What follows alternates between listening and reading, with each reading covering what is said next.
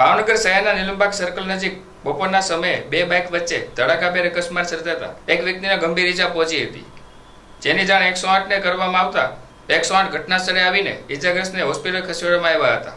ત્યારે આ બનાવ બનતા લોકોના ટોળે એકઠા થઈ જવા પામ્યા હતા।